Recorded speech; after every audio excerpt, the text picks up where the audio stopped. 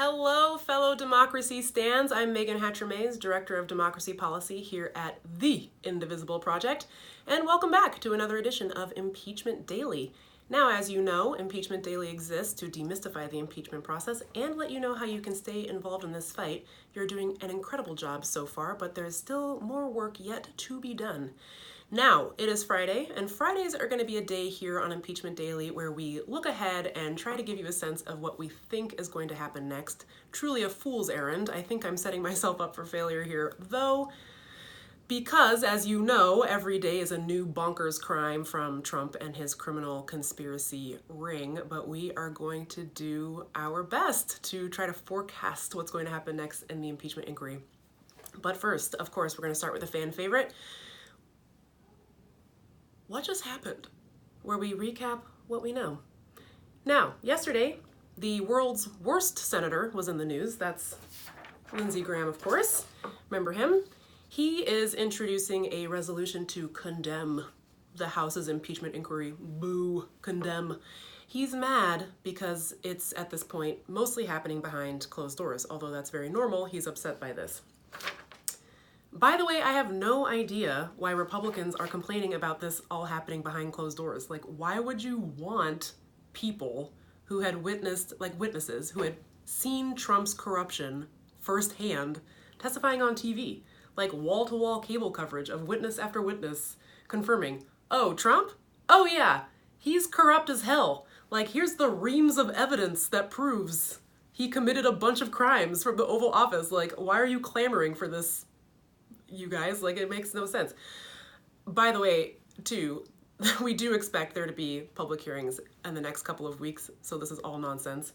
They're complaining about process because they have no defense for, like, the substance of Trump's criminal behavior. Like, what Trump is doing is blatantly illegal, and Republicans can't defend it, so they're complaining about the investigation and how it's being run and claiming that, you know, my best friend, Donald Trump, isn't getting the due process he's owed. It's very unfair to him. But of course he is, though. Donald Trump is getting the due process that's owed to him. He's getting the same due process as any other criminal defendant, for the record. But as we've seen over the last few years, Republicans have more fun living in a world of, like, grand delusions and grievance than they do living in the actual world of actual reality. So Lindsey Graham has constructed this reality where all of this is deeply unfair to Trump. And so he's introduced a resolution condemning the secrecy of the impeachment inquiry and complaining about due process or whatever. Lots of bad Republicans have signed on to support this resolution. 46 of them have signed on to this thing, which, like, even if it passed, has, like, no real significance. It's just a dumb stunt and a huge waste of everyone's time, so that's great. But 9 Republican senators did not sign on as supporters of Graham's resolution. Ooh, intriguing. That includes Susan Collins, Cory Gardner, and Lisa Murkowski. Now, we know the first two, Gardner and Collins, are already in trouble because of their bad Kavanaugh vote. And we know that Murkowski has an occasional independent streak. She doesn't always fall in line with Republicans.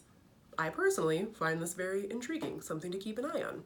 Now, it's possible that the Senate, Graham is angling to try to get a vote on his resolution sometime next week, but I very strongly doubt that that will actually happen. 46 senators is a lot, but it's not enough. Plus, this is all very dumb. So, now that is what just happened, but what is happening? Specifically, what do we think is going to happen next? Now, next week we actually do know that a White House official named Tim Morrison is scheduled to testify. He's interesting because he is currently the top advisor on Russia and Europe for Trump's National Security Council. So he's a current White House staffer. Now, as it turns out, Tim Morrison was on that infamous phone call where Trump asked the president of Ukraine, "Do me a favor, though."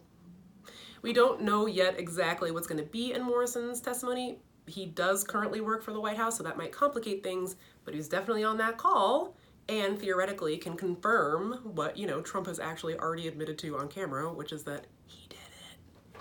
He did the crime. Also, I regret to inform you that Rudy Giuliani is back in the news. Now, he is in the market for a criminal defense attorney, unsurprisingly. If any of you out there are interested in taking on the world's worst client, Giuliani is looking for you. Now, as you'll recall, two close associates of Rudy Giuliani's, these two clowns, Lev Parnas and Igor Fruman, were arrested at the airport as they were trying to leave the country on a one-way ticket. Not a good look, by the way. Now, these guys, remember, gave Rudy Giuliani $500,000 for work that he did for their company, which is actually for really reals called fraud guarantee. All very sketchy. By the way, here's Giuliani with one of them, so they know each other. All very sketchy, and I think Congress, it's raising some red flags for Congress. So, okay. Then we find out that Giuliani is butt-dialing reporters on his phone and talking about some really wild stuff. I don't know if it's illegal, but he's talking about needing cash, needing hundreds of thousands of dollars, weird business deals in Bahrain. So I suspect, maybe not next week, but at some point, Giuliani is going to find himself in front of Congress answering some tough questions. So definitely keep looking for a lawyer there, Rudy. And in the meantime, lock your phone. Lock your phone. Or don't lock your phone, because this is actually much funnier when you don't. So stay tuned. Lots to look forward to next week. We will be right here to walk you through it all as it's happening. In the meantime, you know what to do to stay involved. Text IMPEACH to 97779. We will connect you directly with your representatives.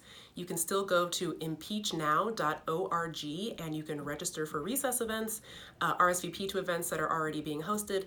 Remember, that recess is happening the week of November 3rd, so lots of opportunities to talk to your member of Congress about how important this issue is to you. And exciting hot news alert, which is that we, with our partners here in DC, Move On, Stand Up America, Need to Impeach, all of the greats, are partnering on a website called impeach.org. Sorry, I know that's a lot of websites, but this one's very exciting. This is all about organizing a mass mobilization all across the country the night before the final impeachment vote in the House. Now, we don't know when that vote is going to take place, but we are asking you to go to impeach.org and you can pre-register for an event, and then it's all hands on deck, right? As soon as we know the date, we will let you know. We need to see you out in the streets with your funny signs, talking about how bad Trump is, all that stuff. Just flooding the streets the way that we have been doing over the last 3 years, because this is a huge moment for our democracy, and we need to show the whole world that there's millions of us in this country, right, who don't like this. We don't like what Trump is doing, and we want him to go. So go to impeach.org, pre-register for an Impeachment Eve event, and we will see you out in those streets. I don't have a good sign idea yet, so if you have any good sign ideas, will you let me know? Share those with me, because I am bad at puns. But in the meantime, I will be here in my impeachment cave on Monday. Have an excellent weekend, and I'll see you then.